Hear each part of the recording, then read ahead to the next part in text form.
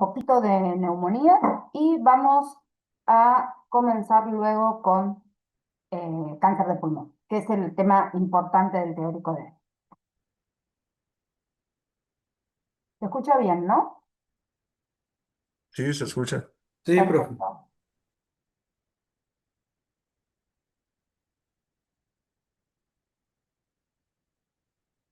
Bien.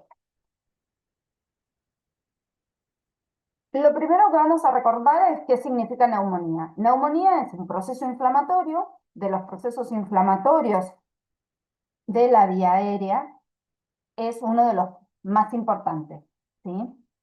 Es el segundo en incidencia después de lo que es afectación de vías aéreas superiores, ¿sí? Lo que son faringitis, rinitis, que son bastante frecuentes. Las neumonías siguen en frecuencia. Las neumonías las vamos a clasificar en neumonías de la comunidad o extrahospitalarias, donde la neumonía aguda de la comunidad tiene formas de presentación típica, como es la neumonía lobar o la bronconeumonía, donde lo que hay es un bloque de consolidación, donde el infiltrado inflamatorio ocupa los espacios aéreos, sobre todo los espacios alveolares. En la bronconeumonía también se ve afectada lo que es bronquiolos, ¿sí? y bronquios. Es menos frecuente, sí, es un poco más grave la bronconeumonía. Entre los gérmenes tenemos bacterias y virus, pero uno de los más importantes es, ¿sí? Y esa es la forma de presentación típica o clásica de la neumonía aguda de la comunidad o la neumonía aguda extrahospitalaria. Luego, la neumonía de la comunidad puede tener una presentación atípica. La presentación atípica de la neumonía va a ser viral, ¿sí? Generalmente o por micoplasma. Y a diferencia de lo que pasa con la neumonía típica, ¿sí? Con esa neumonía lobar, donde lo que se afecta es el espacio aéreo, acá el infiltrado inflamatorio va a ser rico en linfocitos y solo va a afectar tabiques interalveolares e intersticios. Entonces, no va a haber bloque de consolidación. Sí va a haber un aumento de la trama por el infiltrado inflamatorio comprometiendo los tabiques alveolares. ¿Qué otra cosa sucede a diferencia de la neumonía clásica? Como es una neumonía donde el infiltrado se centra en los tabiques interalveolares, hay una disociación clínico-radiológica que no tiene las características de la neumonía típica, ¿sí? No hay ese bloque de consolidación, el paciente tiene fiebre, pero más bien tipo febrícula, va a tener una tos seca, no va a tener una tos productiva como vemos en las neumonías típicas de la comunidad. La afectación pleural suele ser menos evidente en las neumonías atípicas y la afectación pleural en las neumonías de tipo lobar o clásicas o típicas de la comunidad o extrahospitalarias suelen ser bastante frecuentes, ¿sí? La pleuritis, el derrame pleural de tipo serofibrinoso son bastante frecuentes. Luego tenemos las neumonías intrahospitalarias, ¿sí? También llamadas que están en relación a lugares cerrados, generalmente son gérmenes más resistentes. Las vamos a definir cuando un paciente aparece la infección respiratoria en un paciente internado más de 72 horas o cuando es externado, es decir, que se le da el alta, no pasaron más de 72 horas. Esto para tener en cuenta que el paciente no vino con el germen de afuera y cuando lo tiene antes de las 72 horas de que le dieron el alta, no se lleva el germen desde el sanatorio. A ver, que tengo una pregunta. Estoy haciendo un repaso, Jonathan. Vamos a comenzar con neumonía crónica. Es nada más que para recordarles lo que vimos en la clase pasada.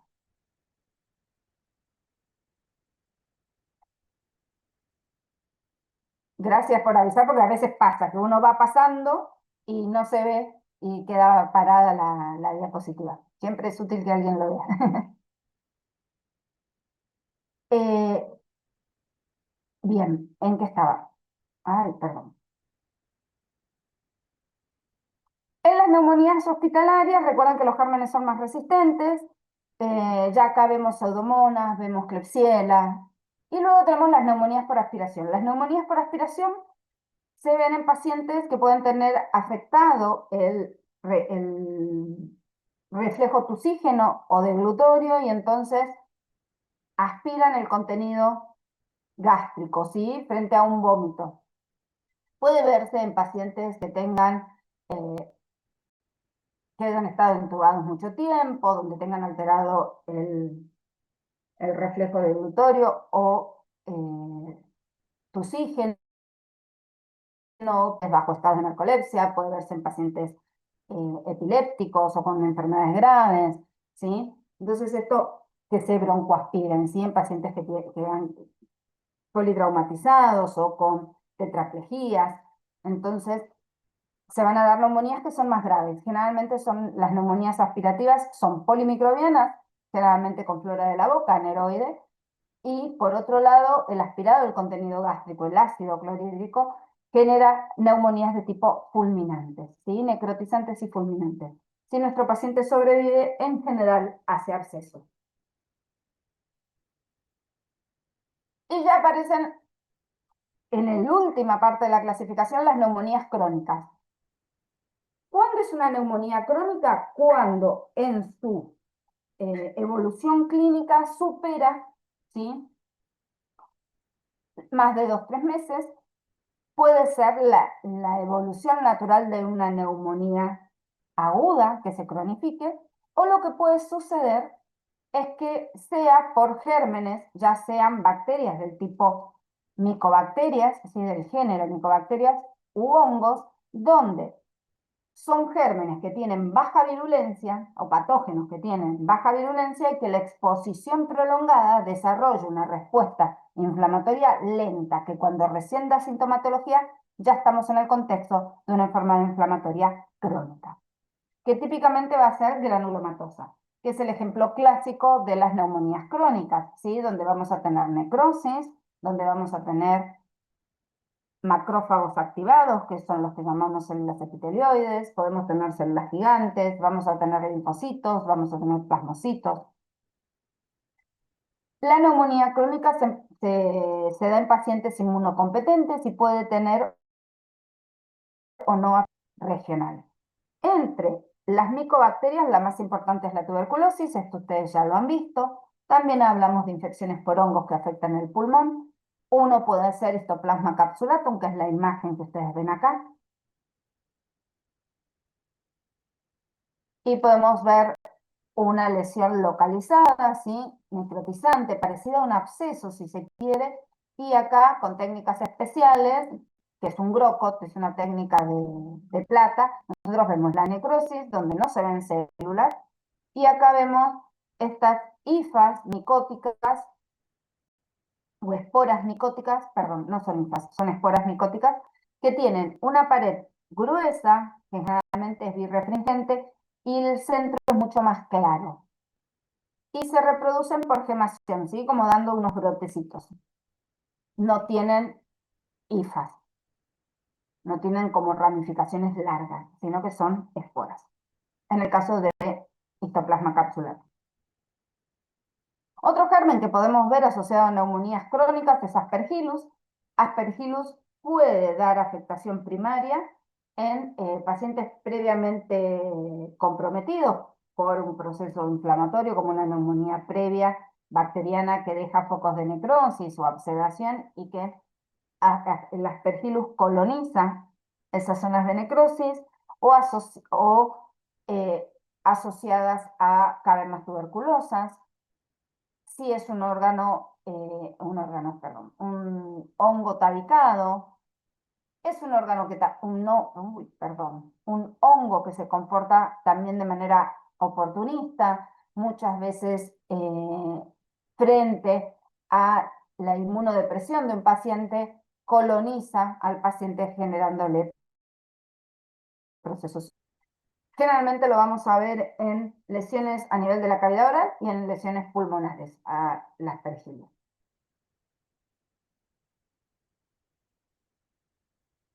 Y la última neumonía que nos queda por hablar es la neumonía de los pacientes inmunodeprimidos. La afectación a nivel pulmonar en los pacientes inmunodeprimidos, nuestros inmunodeprimidos pueden ser porque tengan una deficiencia en la inmunidad que puede ser adquirida o puede ser congénita, o puede ser por una enfermedad previa, como puede ser una diabetes, o como puede ser una enfermedad oncológica, o porque tiene un tratamiento inmunosupresor con quimio o radioterapia, o simplemente que nuestro paciente esté inmunodeprimido por la edad. Recuerden que nuestros pacientes ancianos, sus células, ¿sí? Como todos nosotros, a medida que vamos envejeciendo, las células van envejeciendo, ¿sí? Y entonces la respuesta inmune va disminuyendo. Entonces se produce lo que se conoce con el nombre de inmunosenescencia.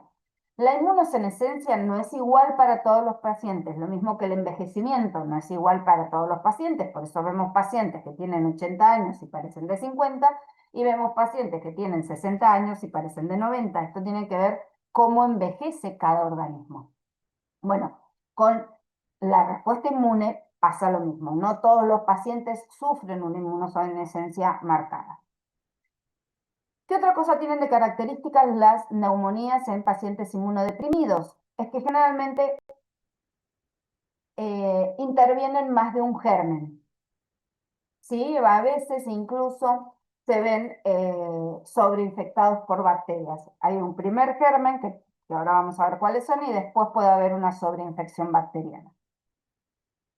Siempre tenemos que hacer diagnóstico de fármacos y afectaciones tumorales. Primero, reacciones por fármaco por nuestros pacientes, generalmente por la inmunosupresión, ¿sí? O porque están con otros tratamientos, están polimedicados. Entonces, cualquiera de los fármacos puede generar una reacción farmacológica.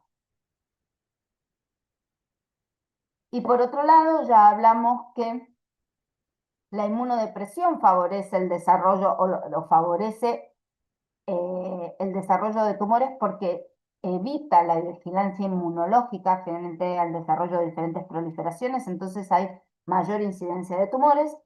Recuerden que los tumores en pulmón pueden ser primarios o secundarios. Cuando hablamos de tumores secundarios hablamos de metástasis, con lo cual es importante tener el antecedente del paciente.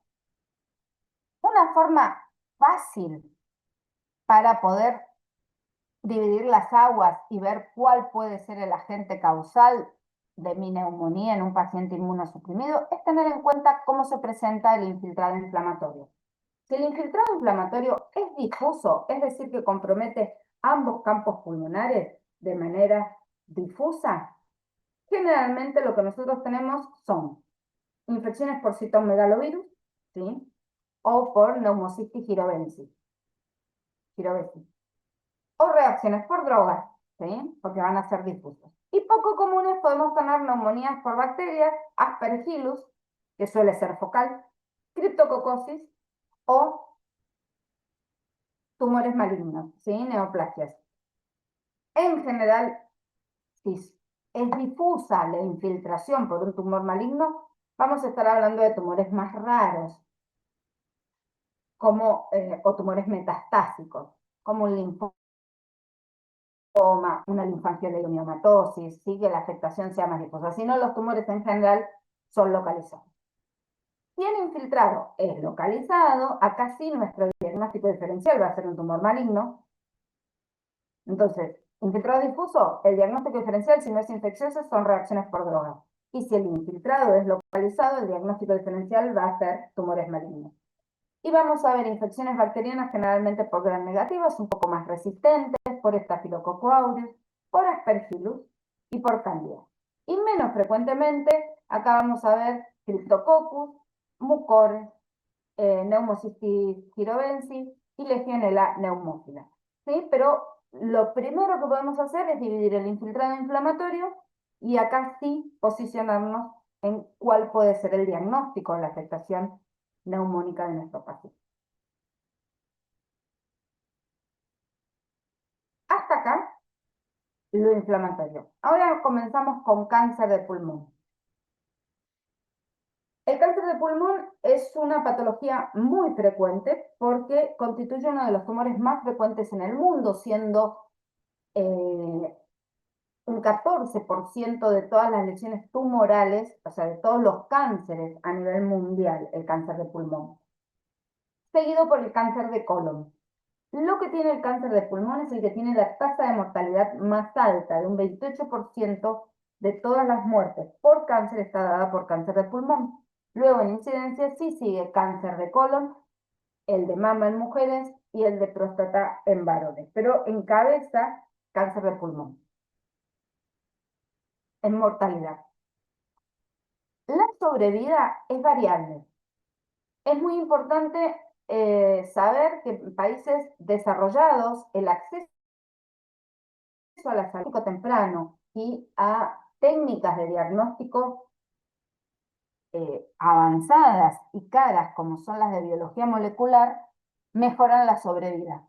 ¿Sí? En países subdesarrollados, el diagnóstico generalmente se da en estadios avanzados, no hay un buen acceso a la salud, las drogas para el tratamiento de cáncer de pulmón son caras y sobre todo si hay que hacer técnicas de biología molecular para el diagnóstico, para blancos moleculares, eso tiene un costo muy elevado. Entonces, la sobrevida a los 5 años es de un 13 a un 20% y en países subdesarrollados de un 12%. Todos nuestros cánceres de pulmón tienen una asociación directa con el consumo del tabaco. Ya en 1912 se realizó el primer estudio que asociaba el cáncer de pulmón al consumo del tabaco. Con lo cual es muy importante tener en cuenta esto. Si bien pacientes no fumadores desarrollan cáncer de pulmón y pacientes fumadores no siempre desarrollan cáncer de pulmón.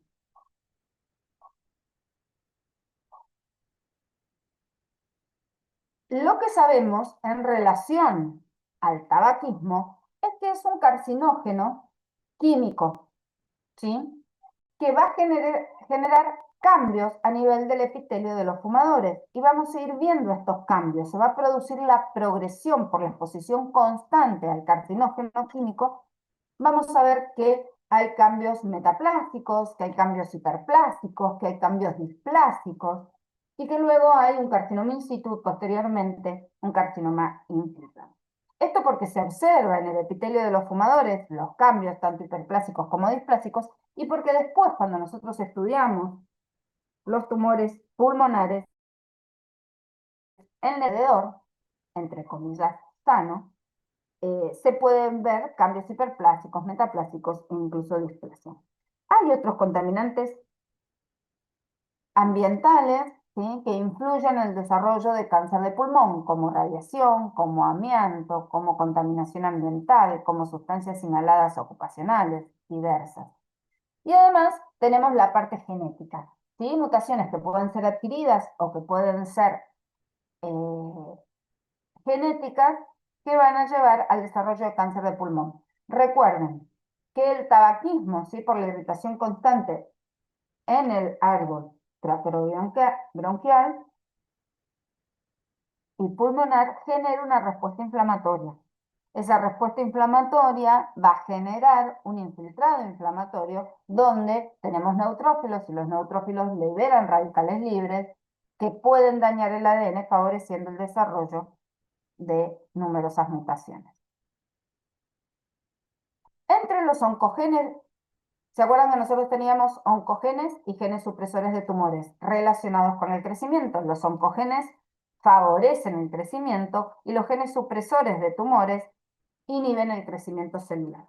Entonces, dentro de los oncogenes que vemos de los protooncogenes que vemos alterados y transformados en oncogenes, en el desarrollo de cáncer de pulmón encontramos a MYC, que se encuentra a nivel nuclear, ¿sí?, forma parte de las proteínas de transcripción, a KRAS, a ALK, a MET, a ROS1, que también son proteínas, pero que intervienen en las cascadas de transducción, ¿sí?, entre la señal que va de la membrana con el factor de crecimiento y las señales que llegan al núcleo.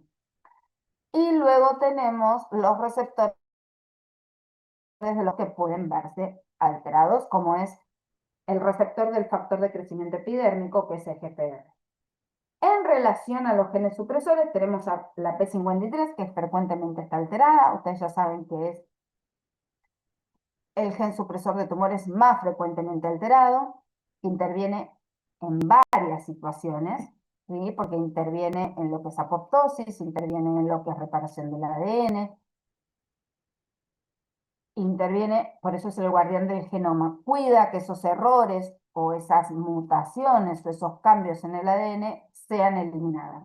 Luego tenemos el gen del retinoblastoma, que interviene también en la cascada de las mactinasas en relación a veces a las RAS, a la familia de las RAS, y P16, que interviene en el ciclo celular. Muchas veces acompañando en la función a P53. Bien. Podemos tener lesiones precursoras, ¿sí? Lesiones precursoras que a veces, ¿sí? Como son los carcinomas in situ, son lesiones preinvasivas.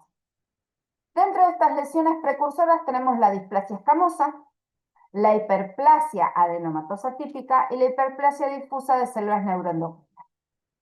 Y dentro de las preinvasoras, es decir, los carcinomas que todavía no invaden, los que están contenidos por la membrana basal, tenemos el carcinoma escamoso in situ y el adenocarcinoma in situ. Displasia escamosa y carcinoma in situ hablan de estirpe epitelial escamosa. Hiperplasia adenomatosa y adenocarcinoma hablan de estirpe epitelial glandular, ¿sí? Por eso se llama adenomatosa o adenocarcinoma. Y la hiperplasia de células neuroendocrinas habla de células que son epiteliales, pero que las células neuroendocrinas las encontramos en los epitelios, en el tubo digestivo, en el tracto gastrointestinal, en el, en el tubo digestivo, en el tubo... espérenme un ratito.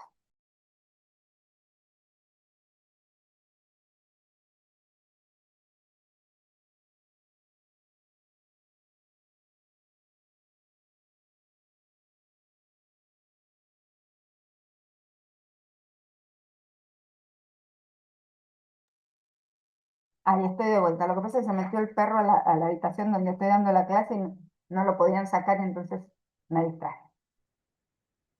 Las células neuroendocrinas, ¿sí? Les pido perdón. Las células neuroendocrinas son células que encontramos en diferentes epitelios, pero son bastante frecuentes a nivel del tubo digestivo, ¿sí? Y a nivel de el aparato respiratorio.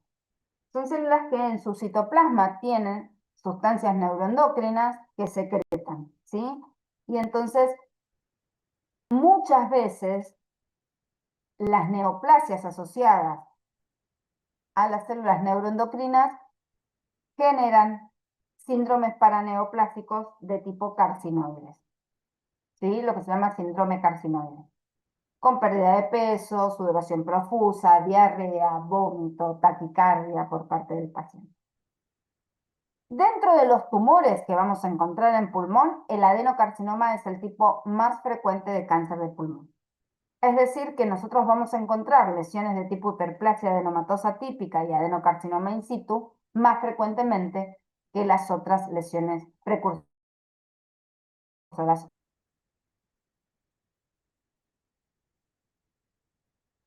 En esta imagen lo que vemos es una hiperplasia adenomatosa típica. Si ustedes miran acá, nosotros tenemos tabiques alveolares que son normales, que son muy delgados, con vasos, nos damos cuenta que son vasos porque vemos eritrocitos adentro, y donde no vemos eritrocitos, vemos algunos núcleos elongados o células que son más elongadas, que son neumonocitos.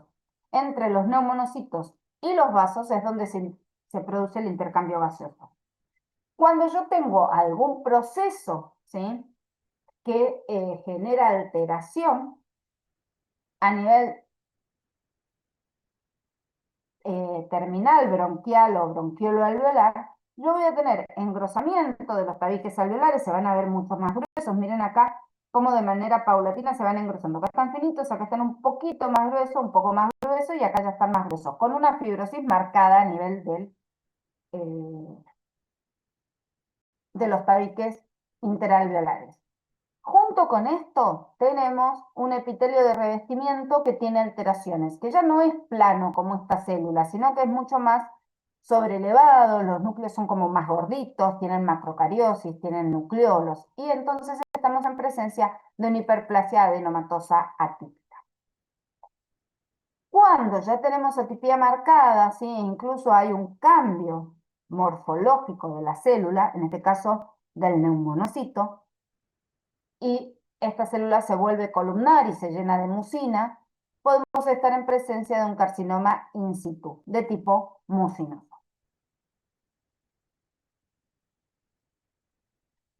A nivel, ya dijimos que lo adeno es lo más frecuente, porque el adenocarcinoma es el tumor más frecuente que sigue en incidencia, es el escamoso. Entonces, lo que involucra o lo que genera carcinoma escamoso va a ser lo que sigue en frecuencia. ¿Qué es lo que pasa? Nosotros no tenemos epitelio escamoso en nuestro árbol tráqueo-bronquial y alveolar. Lo que nosotros tenemos es un epitelio cilíndrico, pseudoestratificado, donde vemos algunos núcleos abajo y otros arriba, pero nuestras células están... Porque este núcleo que está abajo atrapado es de una célula cilíndrica, pero este núcleo que está acá un poco más arriba, o este, también descansa sobre la misma membrana basal, lo que pasa es que está como apretado y sube hacia arriba con esta forma de copa porque es una célula caliciforme. Arriba tenemos las cilias y entonces es un epitelio cilíndrico, pseudoestratificado, que parece que tiene dos líneas de células, con células caliciformes ciliado, ¿sí? Este es el epitelio normal de los bronquios y nuestros bronquiolos. Por la irritación constante del tabaco, este epitelio sufre una metaplasia, como un cambio reversible de adaptación. Ese cambio es hacia epitelio escamoso porque es un epitelio más resistente, ¿sí? Porque ya está estratificado. Entonces, dejamos de tener células cilíndricas, que son ciliadas y hay células caliciformes, y pasamos a tener un epitelio escamoso. Un epitelio escamoso que tiene algo de hiperplasia por debajo en la capa basal, pero que ya son células de tipo epiteliales escamosas. Acá todavía es un epitelio escamoso inmaduro, pero claramente es un epitelio estratificado, más grueso, más resistente.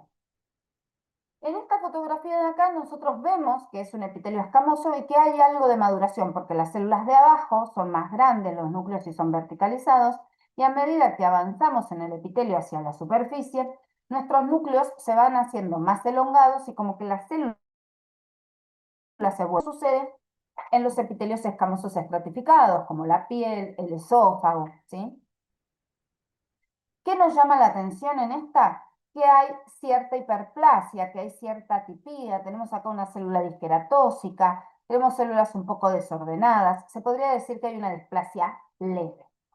En cambio, en este epitelio, que ya es estratificado, las células de abajo se parecen con las de arriba, entonces está comprometido todo el espesor del epitelio por esta falta de maduración, por esta falta de organización. Yo sé que el doctor Galante les estuvo preguntando la definición de displasia y ustedes tenían que contestar que la definición de displasia era la pérdida de organización y de maduración de un epitelio. Y ahí pueden decir que compromete un tercio del epitelio, dos tercios del epitelio o todo el espesor del epitelio, como es este caso. Cuando compromete un tercio es leve, dos tercios es moderada y todo el espesor es intensa, es una displasia intensa. Entonces vamos a ver células desordenadas, ya con algo de pleomorfismo, podemos ver células en apoptosis, ¿sí? Podemos ver algunas mitosis más arriba.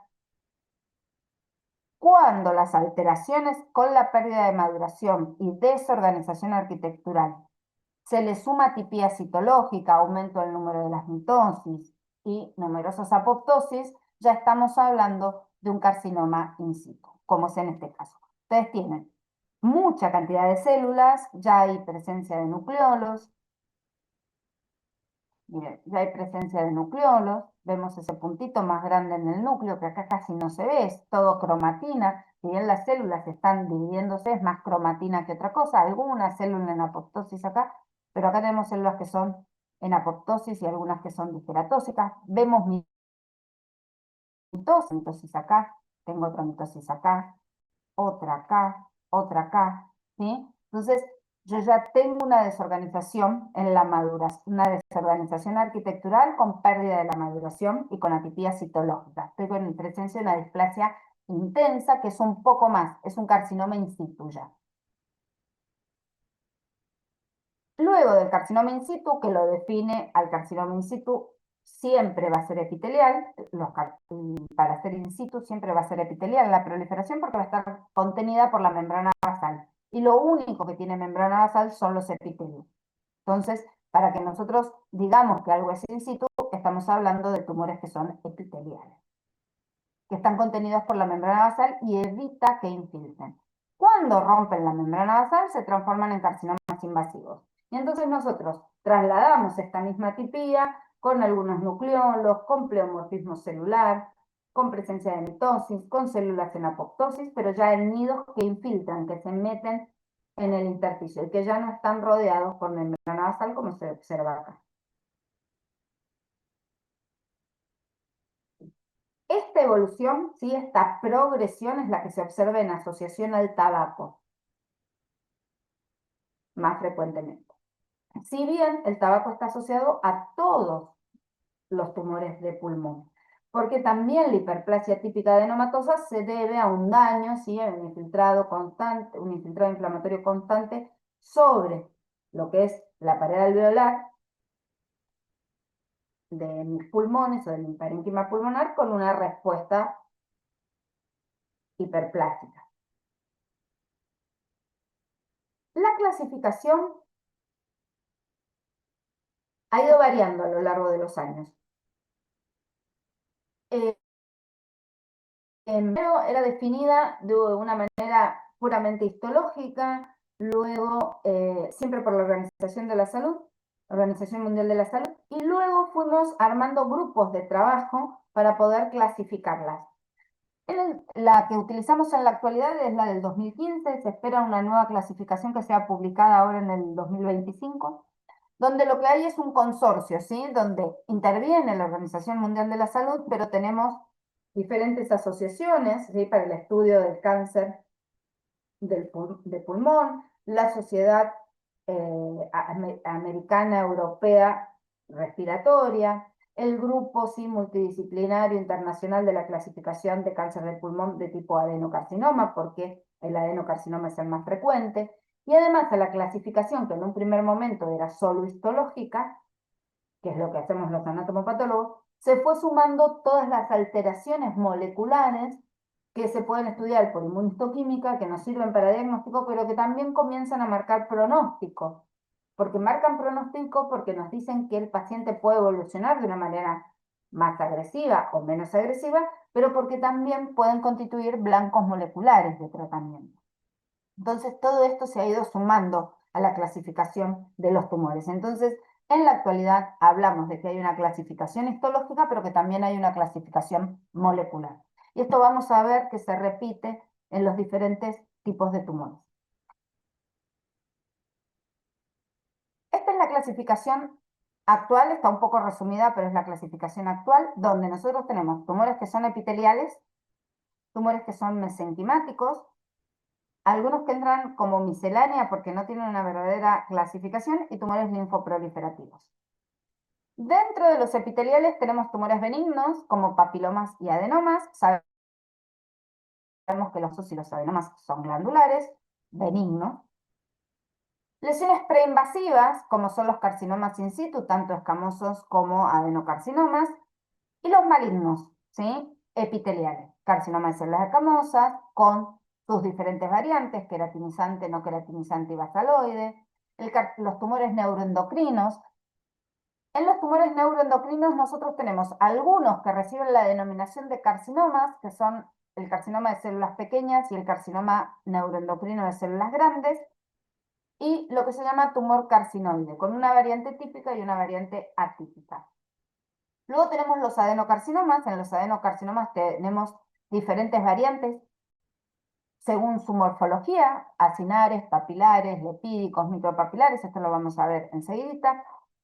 Luego tenemos el carcinoma de células grandes no neuroendocrino, que ahora vamos a ver qué características tiene. Luego tenemos el carcinoma adenoescamoso, que es una combinación de células escamosas neoplásicas con células de tipo glandulares. Es decir, que en la misma proliferación veo nidos que son escamosos y nidos que son glandulares.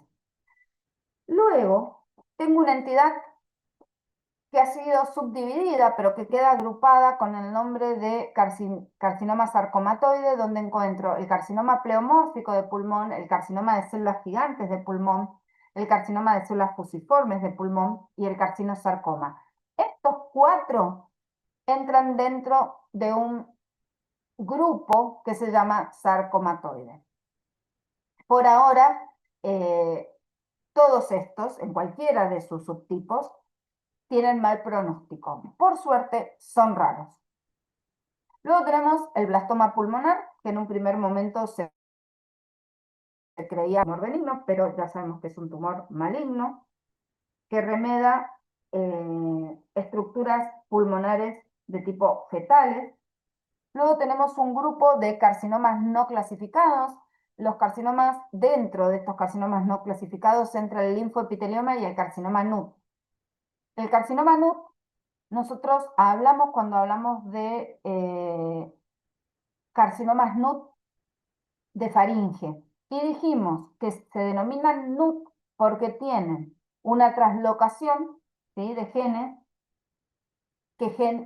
una translocación entre los cromosomas que generan genes de fusión que codifican proteínas quiméricas. Y entre las proteínas quiméricas que codifican está la proteína NUT, que interviene en la lectura y en el copiado de la cromatina, en la división celular. Yo creo que con la nueva clasificación del 2025, el carcinoma NUT, que ya está más estudiado y que hemos avanzado mucho más en su clasificación, va a ser una entidad separada y no va a caer en estos de carcinomas no clasificados. Luego, dentro del pulmón, nosotros tenemos tumores de tipo glándula salival. ¿Por qué? Porque el pulmón tiene mucha cantidad de glándulas mucoides, ¿sí? Y las glándulas mucoides están constituidas por acinos, al igual que las glándulas salivales, que están constituidas por acinos. Lo que tiene es que las glándulas salivales suelen contener mayor cantidad de acinos de tipo seroso y no tantos acinos mucoides, pero de igual manera tienen la misma histiogénesis, las glándulas, o los acinos serosos como los mucoides. Entonces, en pulmón, originado en estas glándulas mucoides, podemos ver tumores de tipo glándula salival, como las que observamos en la boca, o en la cavidad oral, o en relación a las glándulas salivales mayores. O epidermoide, como el carcinoma adenoide quístico, como el carcinoma epitelial mioepitelial. Son tumores raros y el pronóstico es variable. Dentro de estos tres, el adenoide quístico es el que es un poco más agresivo. Igual es un tumor raro. Dentro de los tumores mesenquimales, ¿sí?, o estromales, los benignos son variables. Podemos tener condromas, podemos tener tumores miofibroblásticos, podemos tener linfangiomas, podemos tener hemangiomas, ¿sí? Podemos tener lipomas. Todo tumor mesenquimático benigno que generalmente no trae grandes preocupaciones. Luego tenemos tumores mesenquimáticos de grado intermedio de malignidad. ¿Qué significa? Que suelen ser localmente agresivos y recidivantes, e incluso a veces pueden llegar a dar metástasis, pero tienen un crecimiento y una evolución eh, similares a tumores benignos en algunas ocasiones. Por eso es un grado intermedio de malignidad. A veces no dan metástasis. Y el ejemplo de tumor mesenquimal de grado intermedio de malignidad es el la linfangioleiomyomatosis, que son linfangioleiomiomas, pero dados de manera difusa. Son tumores de un crecimiento agresivo porque compromete varios vasos linfáticos en su músculo liso, ¿sí? Produce como nódulos de manera difusa a nivel del pulmón. Es un tumor bastante raro que se observa en pulmón y en útero. Son las dos localizaciones donde encontramos estos tipos de tumores, pero tienen un grado intermedio de malignidad. Por suerte. Y los malignos mesenquimáticos generalmente son vasculares y tenemos el hemangioendotelioma y el angiosarcoma, que suelen ser tumores de afectación difusa a nivel pulmonar. Son raros también, por suerte. Dentro de los tumores misceláneos, que es un grupo, como decir, de tumores raros, ¿sí? No clasificados, tenemos el amartoma, que ya sabemos que antes era considerado una lesión pseudotumoral y hoy sabemos que es un tumor benigno, ¿sí? Luego tenemos los tumores germinales y dentro de los germinales el teratoma, que los vamos a ver más que en pulmón en línea media, ¿sí? Sobre todo en varones. Y van a tener diferente pronóstico según el tipo de tumor que sea de los tumores germinales. Los tumores germinales en el varón, por definición, son tumores malignos, ¿sí? Con un pronóstico mejor o con un pronóstico peor, pero son tumores malignos. Y luego tenemos los tumores linfoproliferativos. Diferentes linfomas que pueden afectar el pulmón, ya sea de manera primaria o de manera secundaria. Cuando se ve afectado el pulmón de manera primaria por un linfoma, no tiene que haber afectación en ningún otro órgano para decir que es un linfoma primario de pulmón. Son raros, ¿sí? Pero pueden darse. Yo no voy a tener afectación ni ganglionar, ni de médula ósea, ni de sangre periférica. Solo voy a tener un tumor linfoide afectando el pulmón, ¿sí? Sin afectación en otro lado. Bien, vamos a hablar de los más frecuentes. Ahora, de los que sí o sí tienen que saber.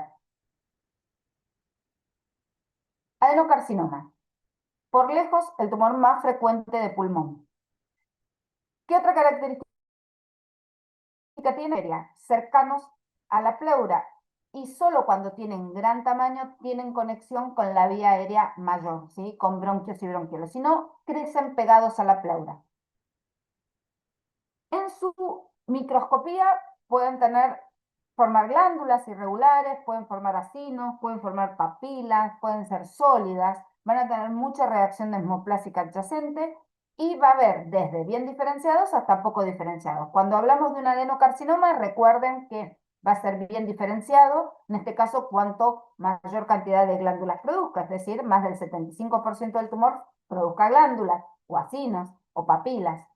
Y mientras menos glándulas, acinos o papilas, menos del 25%, van a ser poco diferenciados. Es decir, que el que tiene patrón sólido es poco diferenciado. Va a ser un adenocarcinoma, pero va a ser poco diferenciado. ¿Por qué? Porque que sea sólido significa que no forma luces glandulares, ni acinos ni papilas.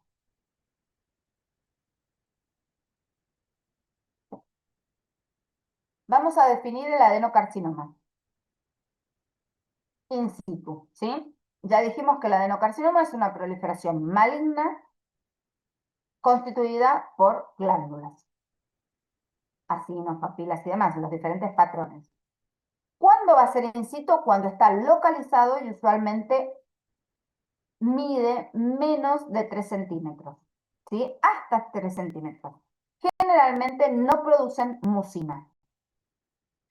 Y lo que tiene de característico el carcinoma in situ es que crece tapizando la proliferación neoplástica, crece tapizando las luces alveolares preexistentes. No infiltra el estroma, no infiltra los tabiques alveolares, sino que los reviste. Las células atípicas revisten los tabiques. Generalmente son de patrón lepídico, ¿sí? Y ahora vamos a ver qué es el patrón lepídico, sin infiltración estromal, sin invasión vascular y sin diseminación aerógena. ¿Qué es la diseminación aerógena? Cuando las células tumorales se sueltan del tumor y colonizan otros espacios aéreos a distancia, diseminándose por vía aerógena o canalicular, que esto solo lo hacen los tumores de pulmón. ¿Qué pasa con el patrón lepídico? El patrón lepídico puede o no, generalmente no tiene producción de mucina, pero puede o no producir mucina. es el que antiguamente se llamaba bronquiolo alveolar. Y dentro de los adenocarcinomas es el que tiene mejor pronóstico, este patrón lipídico. Se da en pacientes entre 60 y 70 años, se origina en las regiones bronquiolos alveolares terminales, ya bien distal, a la luz bronquial, ¿sí? Más en el acino alveolar. Pueden ser nódulos únicos, rara veces son múltiples, o dando una consolidación difusa que le da el nombre de vidrio esmerilado. Ese aspecto en vidrio esmerilado es porque lo que engroso, ¿sí? Son los tabiques y dejo todavía espacios aéreos permeables que en las imágenes, sobre todo en la radiografía y en la tomografía, dan un aspecto en vidrio esmerilado. Es opaco, pero no es sólido, todavía dejo pasar el aire.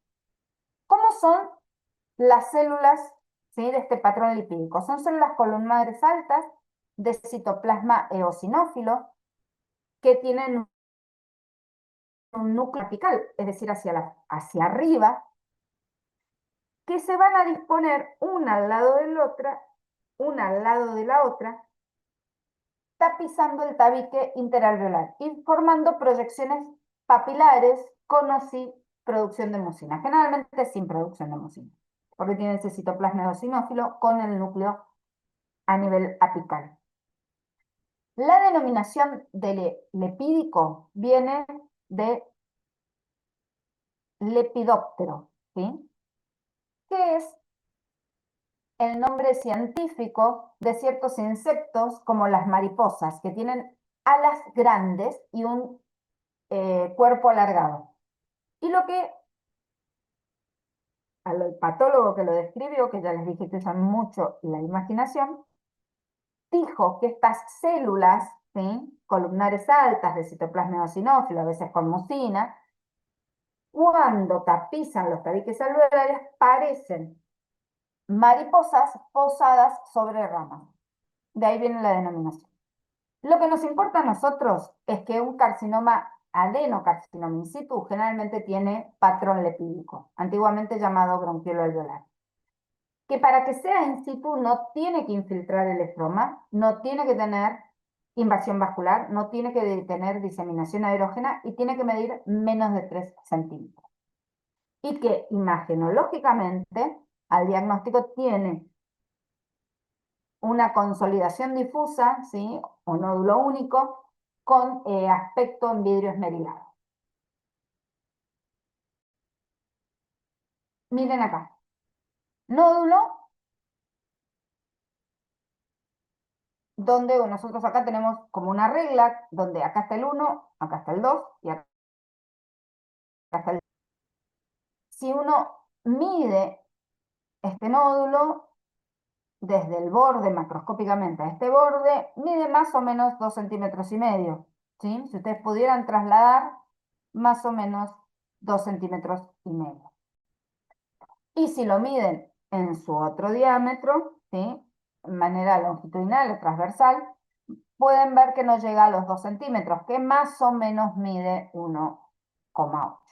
¿Sí? Entonces yo puedo decir que este nódulo que tiene estas características macroscópicas, que es bastante homogéneo, ¿sí? Es amarillento, homogéneo, mucho más pálido que el resto del parénquima pulmonar, mide aproximadamente entre 2,5 centímetros y 1,8 o 2 centímetros siquiera. Entonces es menor de 3 centímetros. Por otro lado, es periférico. Lo encontramos en el lóbulo inferior del pulmón izquierdo, donde nosotros tenemos dos lóbulos, superior e inferior, con un lóbulo inferior bastante grande porque carecemos de lóbulo medio. Entonces, es bastante más grande el lóbulo inferior que en el derecho.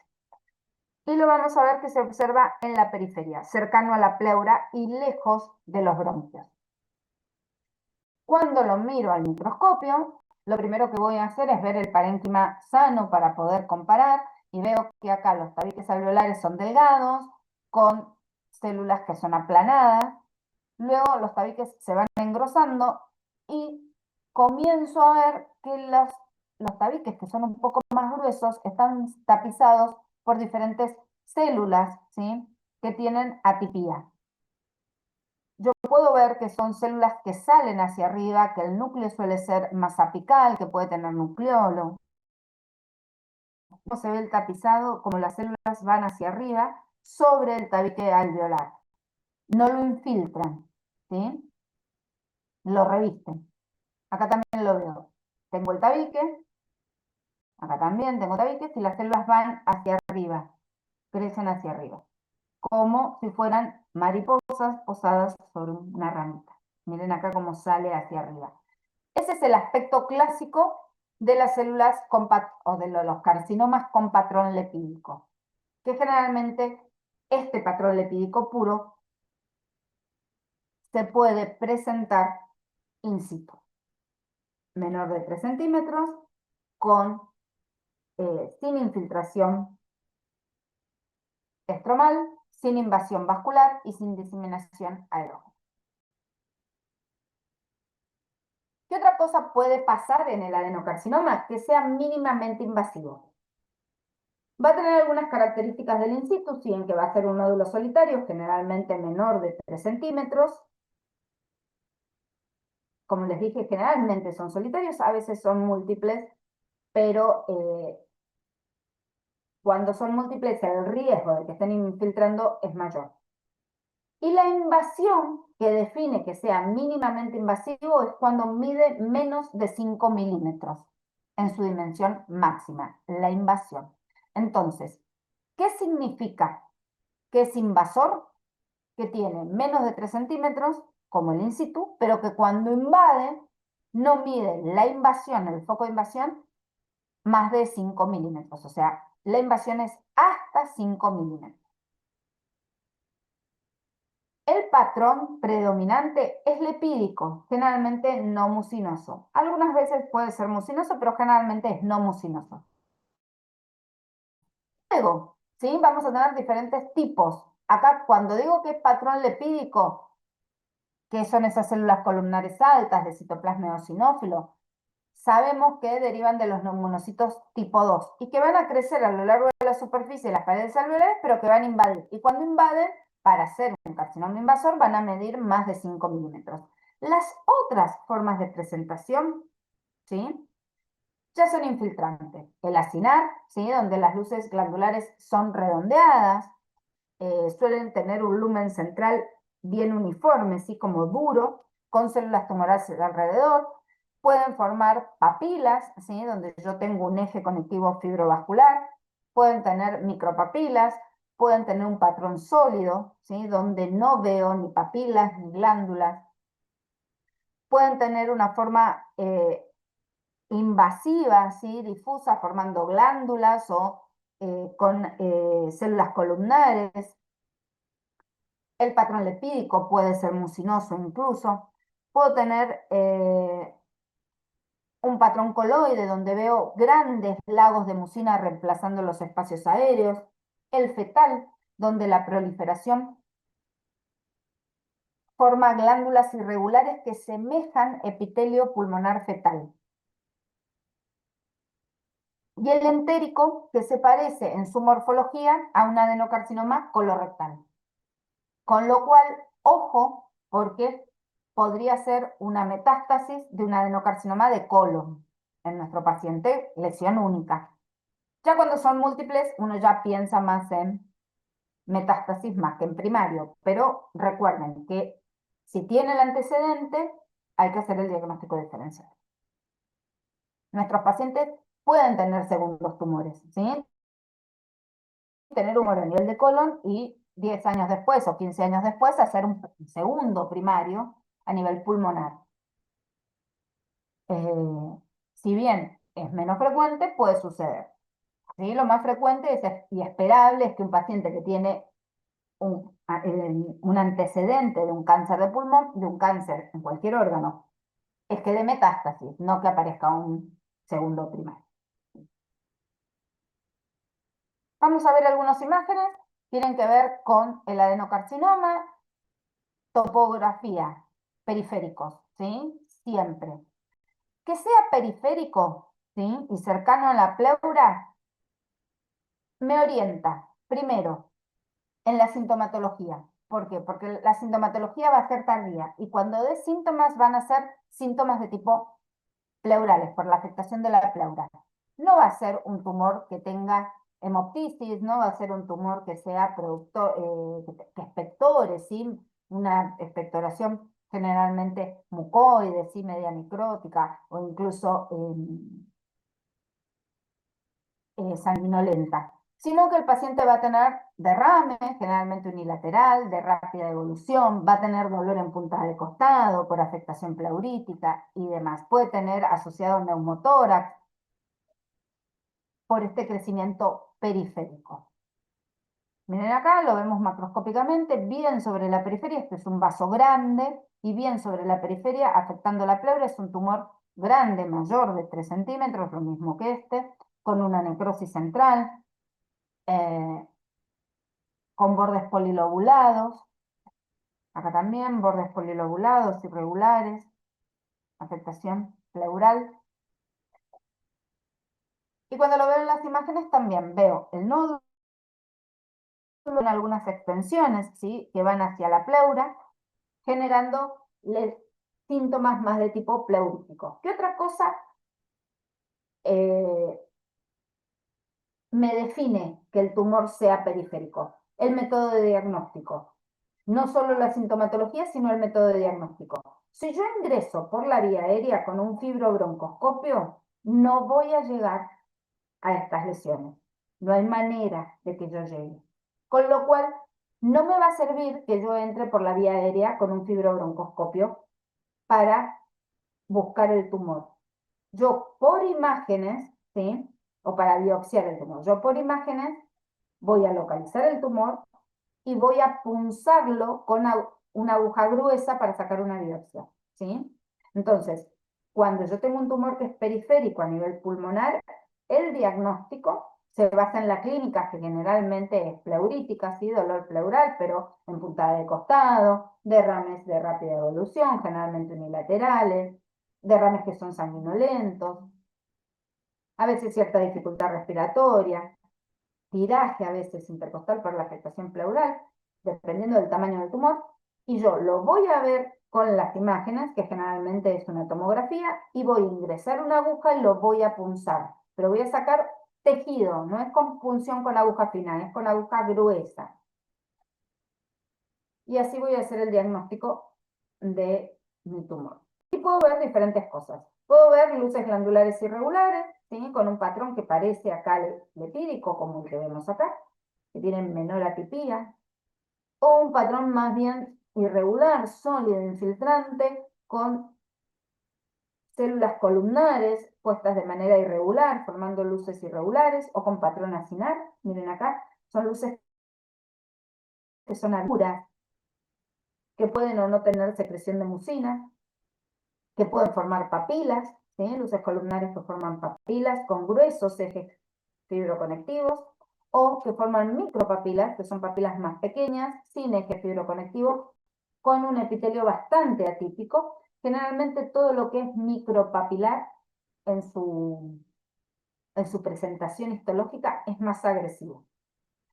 Puedo tener nidos sólidos donde haya mucina a nivel intracitoplasmática, así conformando células de tipo células anillo de sello. Está bastante pixelada la imagen, pero ustedes miran un núcleo acá y un citoplasma un poco más azulado. Un núcleo acá y un citoplasma un poco más azulado.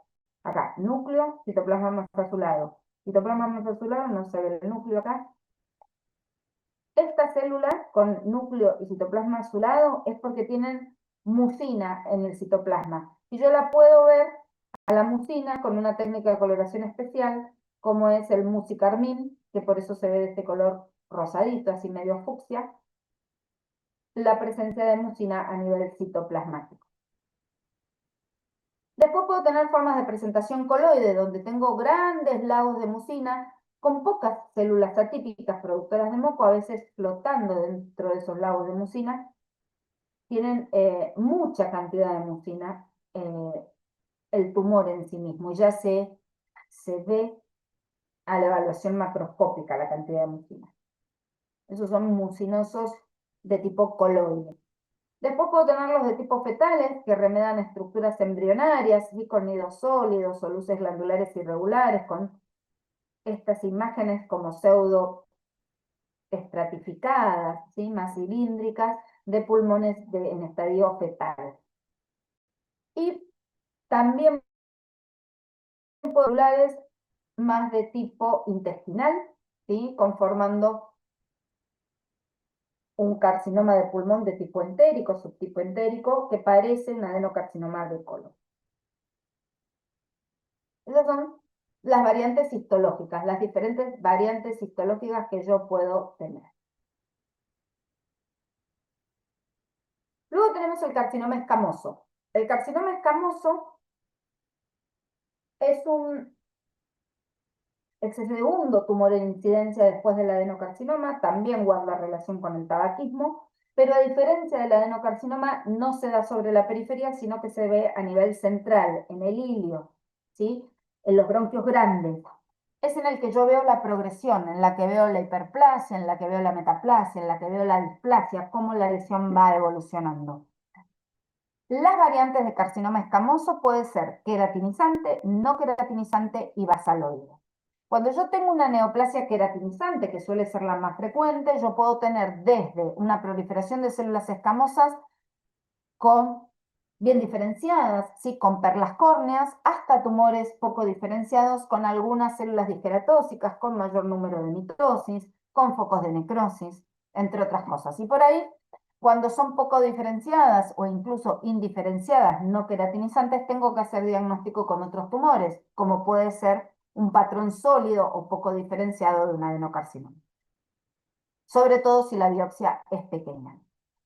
Entonces, si yo miro acá, yo veo que son células epiteliales, así que no son mesenquimáticas, que tienen núcleos grandes y que todavía conservan algo de lo que son las uniones celulares. Recuerden que las células escamosas se unen por desmosomas y eso en los se puede ver las uniones celulares con el microscopio óptico. Entonces yo voy a ver la tipía, pero voy a ver también si tiene uniones celulares, voy a ver qué cantidad de mitosis tiene. Tiene acá algunas células disqueratóxicas, entonces esto me hace sospechar de que sea escamoso. Si yo quiero confirmar que es escamoso, ¿sí? Y tratar de no equivocarme con un adenocarcinoma poco diferenciado, pido técnicas de inmunistoquímica. Una de las técnicas de inmunistoquímica que se realiza es la P40. La P40 marca en los epitelios de origen escamoso y lo que va a marcar es a nivel de los núcleos. Entonces, cuando es positivo, yo confirmo que es escamoso. Y si es negativo, busco otros marcadores que me ayuden a hacer diagnóstico de adenocarcinoma o de tumor neuroendocrino. ¿Dónde dijimos que se daban? A nivel central. ¿Ven? La imagen, la otra lo veíamos bien en la periferia. Como se dan a nivel central, los síntomas van a ser obstructivos o inflamatorios, porque la obstrucción va a favorecer que haya infecciones o procesos inflamatorios concomitantes. El paciente va a tener tos, va a tener disnea, va a tener focos de atelectasia o focos de atrapamiento aéreo. Va a tener secreción, sí, mucopurulenta, a veces mucinosa, dependiendo de cómo es el tumor y cuán necrótico esté y cuánto dañe la vía aérea. Lo voy a ver por imágenes, pero lo voy a ver a nivel iliar. A veces, ¿sí? Porque tiene asociado un foco inflamatorio, puede simular un bloc neumónico. ¿Cómo lo voy a estudiar? Por fibrobroncoscopía, ¿sí? Una videofibrobroncoscopía que me va a permitir, es una endoscopía de la vía aérea. En vez de hacer una endoscopía del tubo digestivo, hago del tracto respiratorio, fibroendoscopía. Entro, si puedo, saco una biopsia del tumor, si lo veo a nivel de los bronquios, y si no, hago lo que se llama lavado bronquiolo alveolar. Miren acá, macroscópicamente.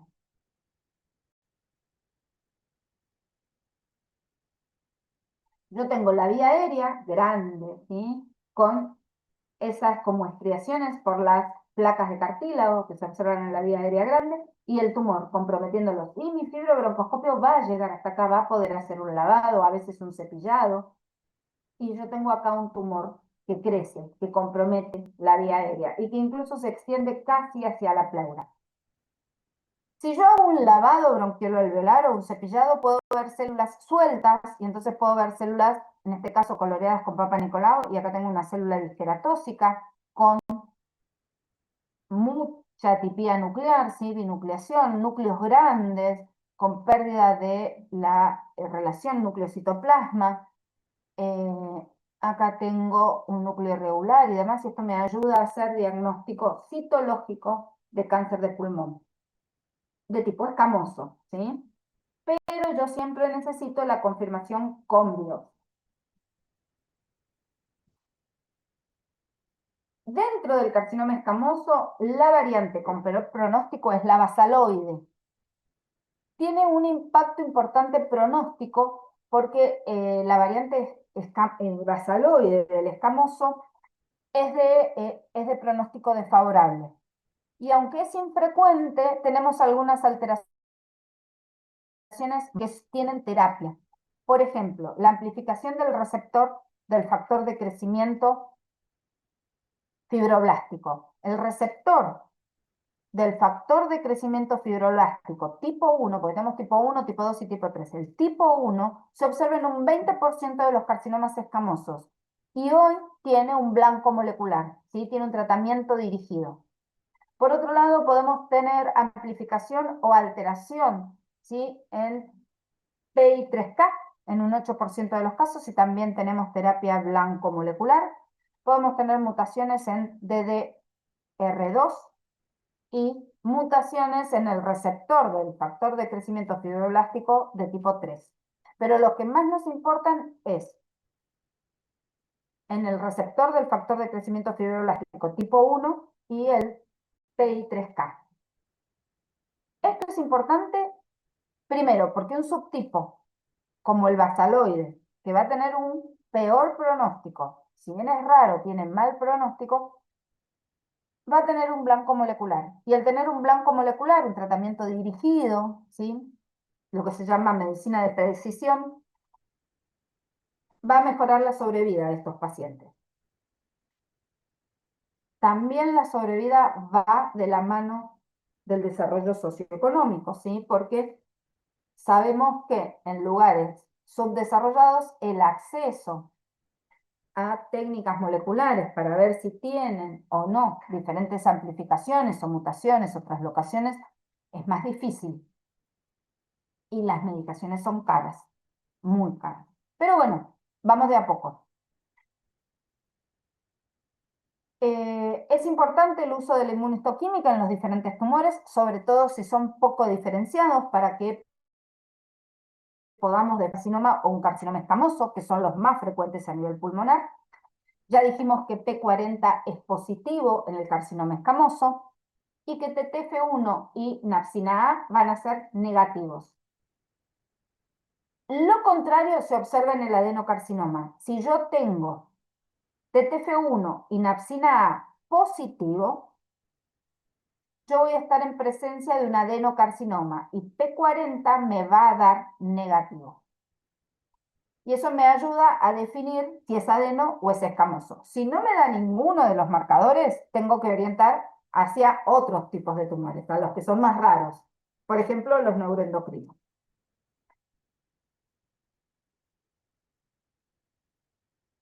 Acá tenemos dos microfotografías.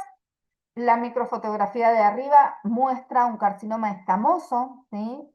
Que es un gran nido de células que son atípicas, que tienen en su parte media queratinización anómala en forma de perlas córneas. ¿Sí? No son perlas córneas bien redonditas como las solemos ver, pero es una queratinización anómala que habla de que es un carcinoma escamoso bien diferenciado. ¿Sí? Un nido de adenocarcinoma infiltrante con mucha desmoplasia alrededor, bien diferenciado. En cambio, en este caso, yo no veo queratina, veo células que se parecen acá abajo con células que se parecen acá arriba. Esto es indiferenciado. Podría ser carcinoma escamoso no queratinizado o carcinoma basaloide. Lo que sí yo puedo decir es que es indiferenciado, con mucha atipía y tiene una alta tasa mitótica, porque acá yo tengo un nido, ¿sí? Miren acá como las células de abajo se parecen con las de arriba, pero tienen mucha atipía. Pero si cuento las mitosis, otra acá, otra acá, otra acá, otra acá y otra acá. Tengo 6 mitosis en un solo campo, con lo cual hablo de una tasa mitótica elevada.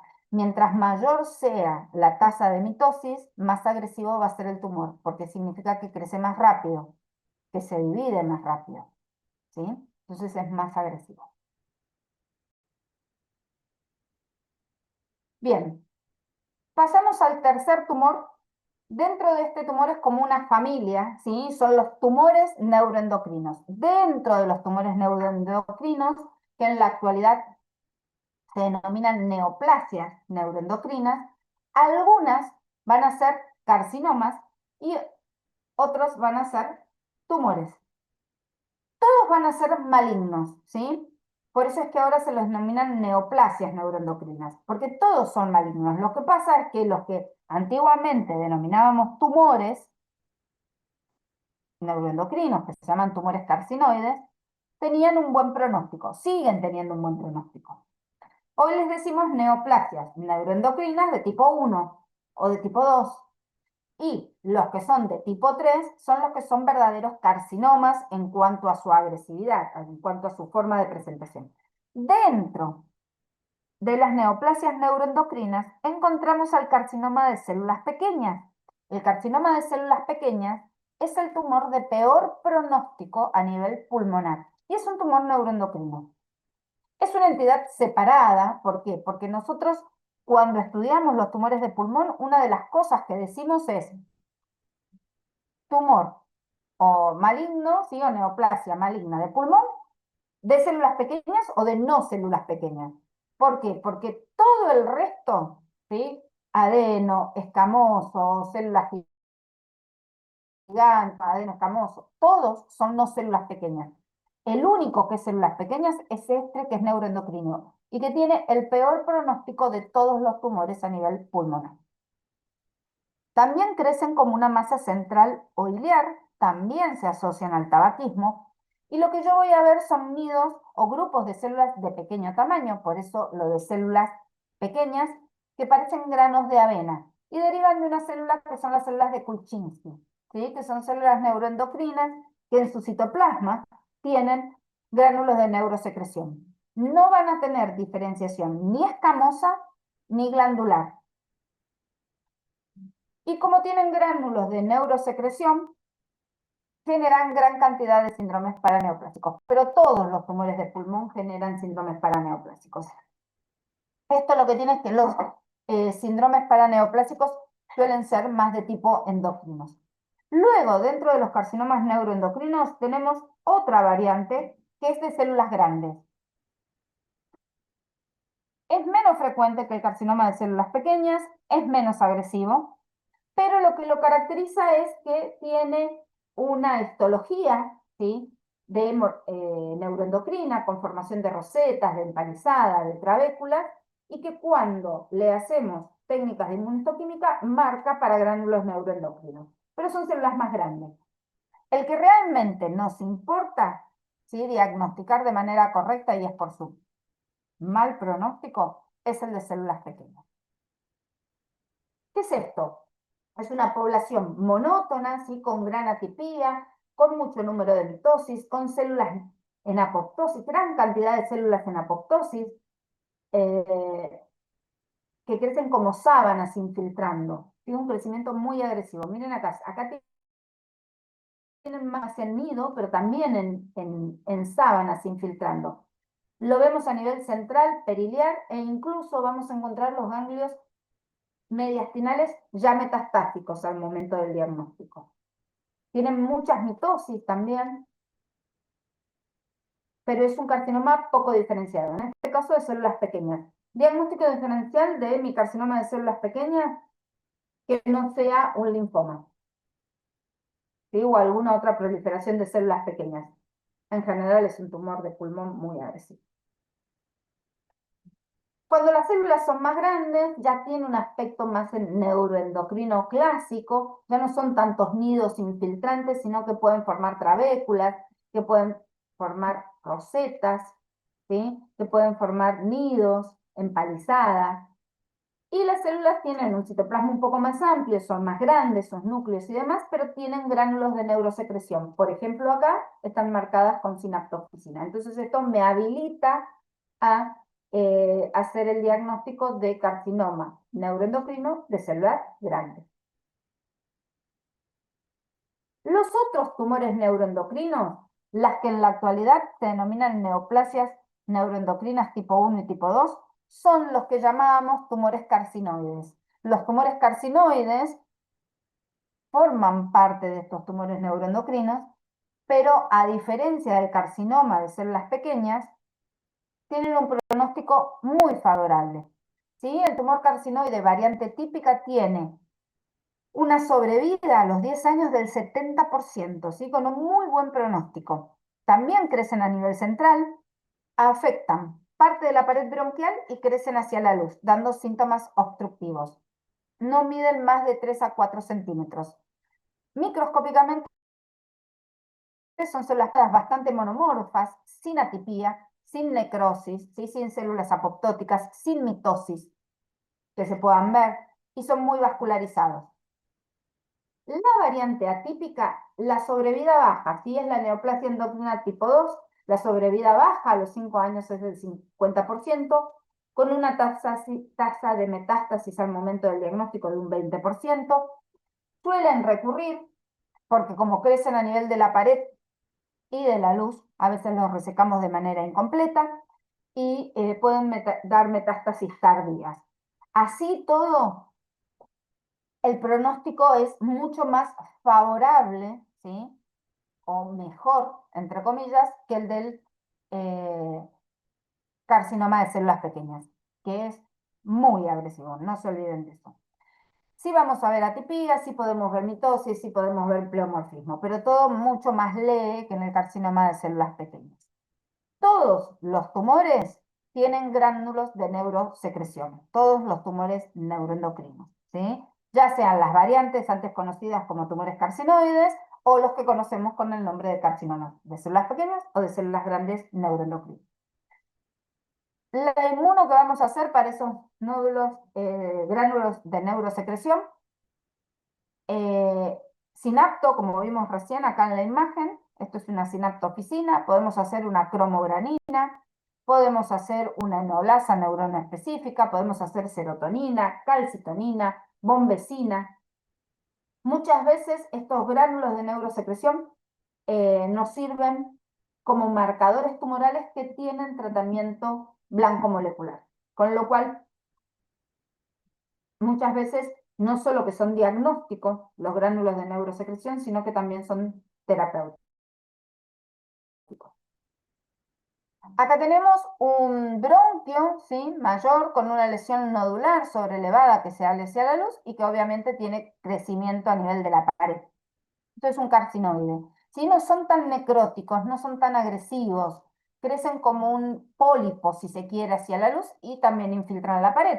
Pero lo que vamos a ver son células bastante monótonas, con casi sin atipía, con un núcleo que se llama en sal y pimienta porque es de cromatina gruesa, en pequeños nidos rodeados por tabiques muy vascularizados. Bien. El último tumor del que vamos a hablar es el carcinoma de células grandes. El carcinoma de células grandes es un tumor poco frecuente y lo vamos a definir por exclusión. Cuando yo tengo algo que solo tiene células grandes y que no forma glándulas, que no tiene formación de perlas córneas o células disqueratóxicas, que no tiene gránulos de neurosecreción marcados por inmunistoquímica, que no marca con P40 para hacer un escamoso o que no marca con TTF1 para hacer un adenocarcinoma, pero lo único que me muestra es que son células grandes, yo lo voy a denominar carcinoma de células grandes. Es decir, que el diagnóstico se hace por exclusión.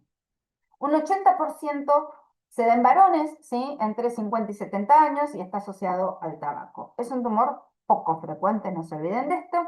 Puede crecer a nivel de los grandes bronquios o a nivel periférico. ¿Sí? Un 50 y 50. No tiene una localización específica. Son de mal pronóstico, pero son tumores raros. El mal pronóstico es malo, pero no es tan malo como el de células pequeñas. El de peor pronóstico de todos los tumores a nivel pulmonar.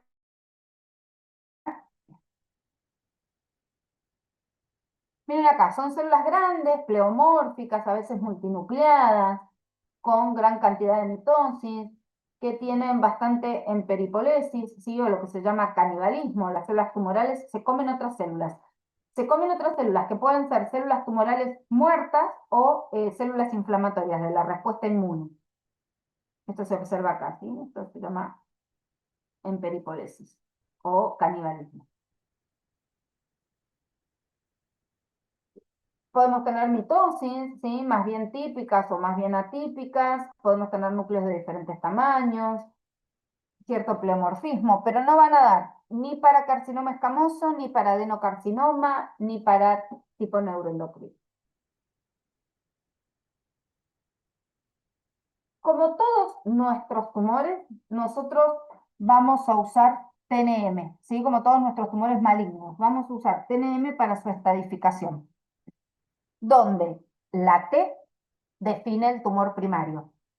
Y nosotros podemos decir que es un TIS, ¿sí? Ya sea en un carcinoma in situ o un TIS en un carcinoma, en un adenocarcinoma, si carcinoma escamoso in situ o en un adenocarcinoma in situ. Cuando va a ser un T1 es porque tiene menos de 3 centímetros. Y puede ser microinvasor, porque la invasión es menor de 5 milímetros, y si no, ya invasor en todas sus dimensiones. Pero siempre menos de 3 centímetros. Un T2, ¿sí? Es porque mide entre 3 centímetros, pero mide menos de 5, entre 3 y 5. Puede involucrar grandes bronquios sin involucrar la carina o puede involucrar la pleura visceral. Grandes bronquios, carcinomas escamosos, carcinomas de tipo adeno, ¿sí? Pero con tamaños entre 3 y 5 centímetros. Infiltrantes. Ya cuando son T3, el tamaño va de 4 a 7 centímetros y ya vemos que se extiende a pleura parietal, a la pared costal, sobre todo los que se dan en la parte superior, pueden afectar nervios frénicos, pericardio, ¿sí? Parietal y demás. Ya cuando tienen más de 7 centímetros son un T4 y ya hay infiltración a estructuras adyacentes, marcada como diafragma, como mediastino, como corazón, como grandes vasos, como tráquea, como nervio laríngeo, como esófago, ¿sí? Todo lo que tengo a nivel mediastinal, como los cuerpos vertebrales, como la carina, entre otras cosas. La N son los ganglios, ¿sí? Evalúo los ganglios. Si están afectados o no afectados, si están afectados, primero veo si son del mismo lugar, ¿sí? Lo que se llama ipsilateral, o si están eh, en otra región, ¿sí? Contralateral o ipsilateral alejado. Y la M son las metástasis a distancia, presentes o no presentes, dependiendo de qué se vea afectado.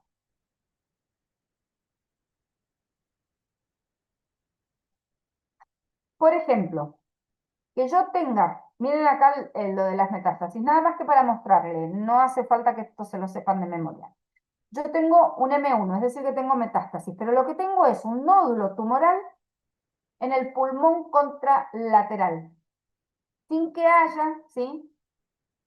O con presencia, perdón, de nódulos pleurales o pericárdicos, ¿sí?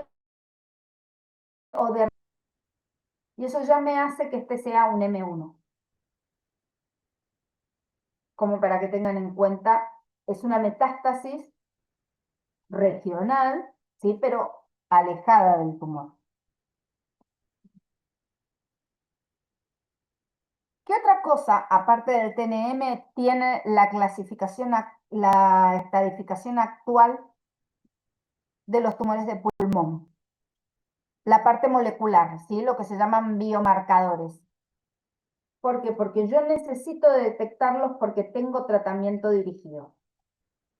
Para el adenocarcinoma y para el carcinoma escamoso voy a utilizar EGFR, ¿sí? Ya sea por diferentes alteraciones mutacionales, ¿sí? Donde yo las evalúo, las puedo evaluar por inmunistoquímica, que cuando yo evalúo por inmunistoquímica, lo que veo es la expresión de la proteína que codifica esa alteración.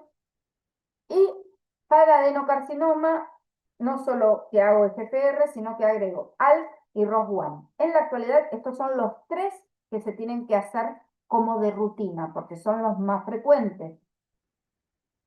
Estos tienen blancos moleculares y son muy importantes. Si yo puedo, porque estos me dan negativos, yo puedo ampliar mi panel, ¿sí?, de estudio mutacional, ¿sí?, con rearreglos por biología molecular, por PCR, por otros métodos, como que lo que se llama NGS, que es secuenciación del ADN tumoral, para poder evaluar si hay otras mutaciones, otras locaciones o rearreglos, ¿sí? Si yo lo puedo hacer, y esto obviamente va a tener que ver con la agresividad, con el acceso a los medios de salud y demás del paciente y del nosocomio en el que se atienda, es de buena práctica realizarlo. ¿Por qué? Porque yo voy a encontrar una terapéutica blanco molecular, ¿sí?, o una terapéutica dirigida que va a mejorar el pronóstico de ese paciente. Bien, entonces, los hallazgos moleculares, sean mutaciones, translocaciones o alteraciones genéticas, son adictivas en los diferentes subgrupos de carcinomas pulmonares. No es que vamos a encontrar una sola, ¿sí? A veces encontramos bastante más. Y son más frecuentes en los adenocarcinomas. Y esto ha permitido el diseño de terapias dirigidas con respuestas exitosas. Estas alteraciones constituyen drivers, ¿sí?, o conductores, que generalmente son tirosinquinasa, ¿sí?, son de tipo tirosinquinasa en su actividad y afectan rutas moleculares de señalización, ya sea a nivel de los receptores, ya sea a nivel de las cascadas de transducción o de la transcripción. Los genes más alterados, ya hablamos de EGFR, ¿sí?, lo que se llama EGFR, de AL, de ROS1, pero tenemos KRAS, tenemos BRAF, tenemos ERBB1, perdón, ERBB2, tenemos ALK, tenemos MET, ¿sí?, entre otros. Y estos son la base actual de la clasificación molecular de los carcinomas pulmonares. ¿Por qué? Porque tiene fines de tratamiento blanco dirigido. A ver, tengo una pregunta.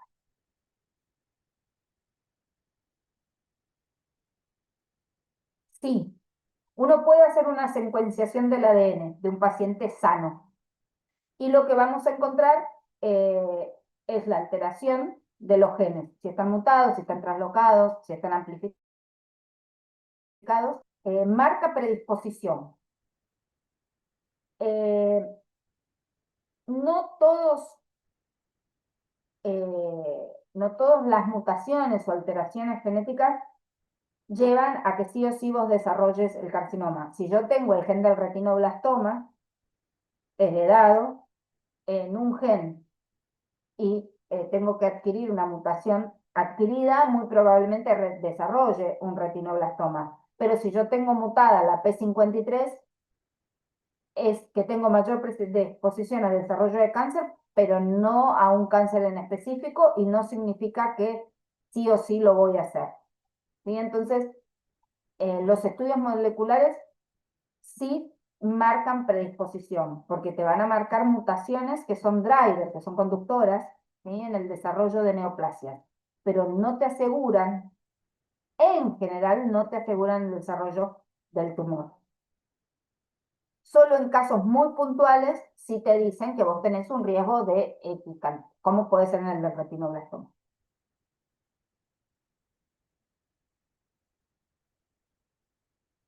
¿Cómo mediante la clínica? ¿Con los antecedentes familiares, decís? El antecedente familiar es muy importante. Por ejemplo, el cáncer de mama. El antecedente familiar es eh, muy importante. O el cáncer de colon. El antecedente familiar marca una predisposición familiar al desarrollo de la enfermedad. Por ejemplo, yo tengo, dando un ejemplo, ¿no? Un paciente tiene antecedentes familiares de cáncer de mama y se puede hacer en sangre para ver si tiene el gen del BRCA1 o del BRCA2 mutado. Y si yo tengo esos genes mutados, aún no solo por la predisposición familiar, sino porque acarreo un gen que interviene en el desarrollo de la neoplasia.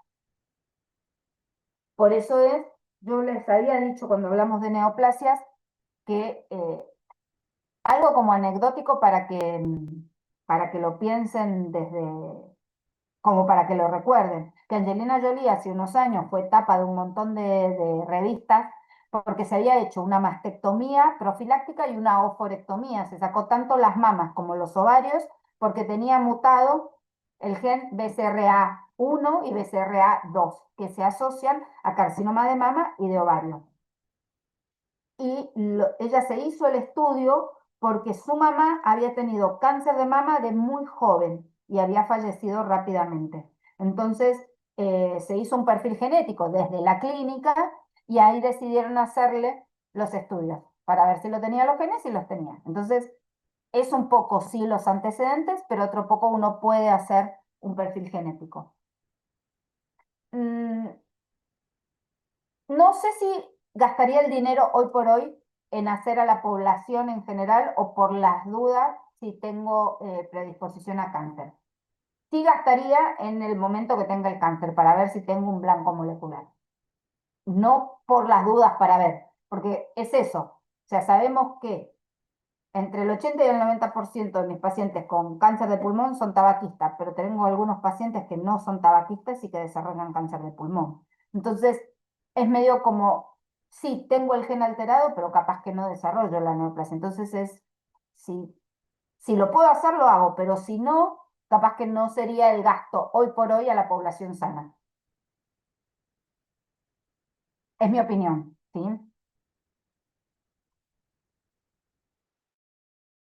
¿Qué les estaba diciendo? Acá, la clasificación, ¿sí? Hay una clasificación molecular, pero la clasificación molecular se hace basado o de manera conjunta con la clasificación histológica. Yo primero veo si es un adenocarcinoma y le hago los genes que sé que están alterados en el adenocarcinoma, o veo si es un carcinoma escamoso y le hago la biología molecular para ver las mutaciones o translocaciones en el carcinoma escamoso, o si es uno neuroendocrino para el neuroendocrino, ¿sí? Entonces, lo que hace es enriquecer. ¿Para qué? Para llegar a mejores terapias.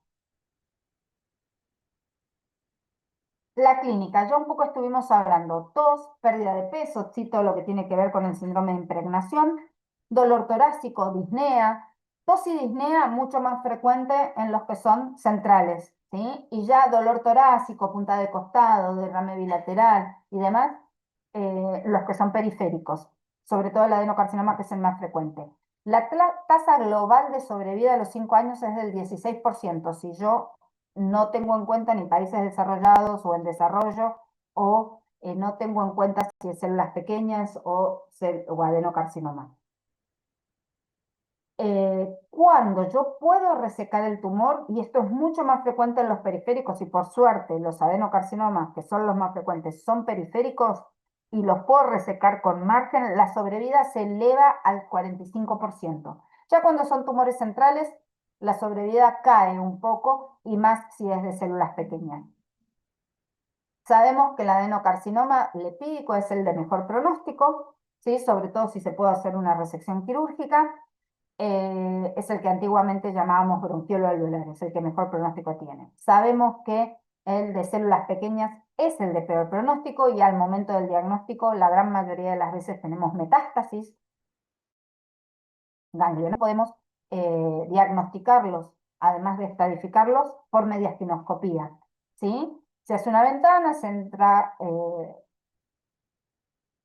al mediastino y se resecan los distintos niveles ganglionares, mediastinales, para evaluar si tienen o no metástasis. Generalmente, si yo no pude hacer una biopsia del carcinoma, esto me sirve para estadificación y para diagnosticarlo, porque si veo la metástasis, digo si es de células pequeñas o no, y por otro lado lo estadifico por el compromiso de los ganglios. ¿Qué tienen los de células pequeñas que responden a la quimioterapia? Quimioterapia que todavía es una quimioterapia de tipo de primera generación, que es una quimioterapia que le tira todo, y como es tan agresivo el tumor, si bien responde, la sobrevida es bastante baja. Menos del 10% a los 5 años. Por otro lado, nuestros tumores de pulmón, en lo que es clínico, tienen gran producción de síndromes paraneoplásicos, y esto está asociado a la producción de hormonas o peptidosímiles y a la irritación de los nervios. Vamos a ver acá algunos, pero tienen muchísimos síndromes paraneoplásicos los tumores de pulmón. Recuerden que los síndromes paraneoplásicos suelen ser los primeros síntomas antes de que diagnostiquemos el tumor. Entonces, siempre en pacientes mayores que comiencen con cierta sintomatología endocrina o con irritación neural, ¿sí?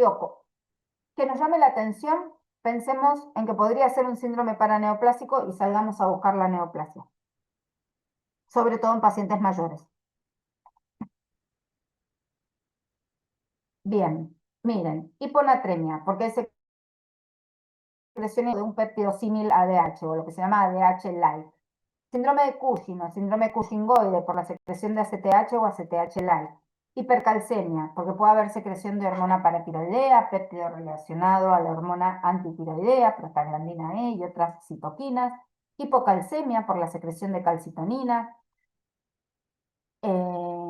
Ginecomastia por la secreción de gonadotrofinas, ¿sí? Asociado generalmente a tumores de la línea media, así a nivel pulmonar, que se acuerdan que podíamos tener tumores como tumores germinales, entonces podemos tener secreción de gonadotrofinas. En los tumores carcinoides podemos tener secreción de serotonina, de bradykinin y tener síndrome carcinoide, con diarrea, con sofocos, con taquicardias, con temblores, con cianosis, con pérdida de peso. Síndrome de Eaton-Lambert, que se da por anticuerpos contra los canales de calcio a nivel neuronal y producen debilidad muscular, sí, con afectación motora, pero a veces tenemos neuropatías periféricas puramente sensitivas, no tanto motoras. Acantosis nigricans, que son lesiones verrugosas en piel, sobre todo en tórax, que aparecen de un momento para otro y el paciente se llena de esas lesiones. Reacciones leucemoides. Recuerden que tenemos factores de crecimiento dando vuelta. Entonces a veces producimos poliglobulia, producimos reacciones leucemoides asociadas a como síndromes paraneoplásicos. Tenemos a veces por la poliglobulia y también por producción de factores de coagulabilidad tenemos síndrome de Trousseau. El síndrome de Trousseau, por la hipercoagulabilidad, favorece el desarrollo de trombos, entonces podemos tener trombosis venosas profundas, tromboembolias, y pueden ser en sí misma la tromboembolia, ¿sí? O la trombosis venosa profunda, el síndrome paraneoplásico que me ayude a diagnosticar un cáncer de pulmón. Osteoartropatía hipertrófica, esto lo vemos en la mayoría de las lesiones pulmonares que producen hipoxia, que producen disnea, tanto inflamatorias como tumorales. Recuerden que son los dedos en palillo de tambor con la uña en vidrio esmerilado. Después, por irritación de los nervios, sobre todo de los nervios recurrentes, ¿sí? O de los nervios con tumores que se dan a nivel apical, podemos tener síndrome de Bernard Horner, que se caracteriza por tener enoftalmo, ptosis, miosis y anhidrosis. Y estos son algunos de los síndromes paraneoplásicos que podemos ver asociados a cáncer de pulmón. Esta es la última diapo. Espero que les haya servido la clase. Es un tumor muy importante, ¿sí? Y lo preguntamos siempre, tanto en escrito como en los orales. Son cosas a saber. Ok, profe, sirvió sí. Bueno. Los dejo. A ver, tengo una pregunta o... Gracias, perfecto, Jonathan. Bueno, los dejo, descansen, buen fin de semana largo y nos vemos el lunes, que terminamos respiratorio el lunes, así que buen fin de semana. Chau, Ok, chau. profe. Chao, chao.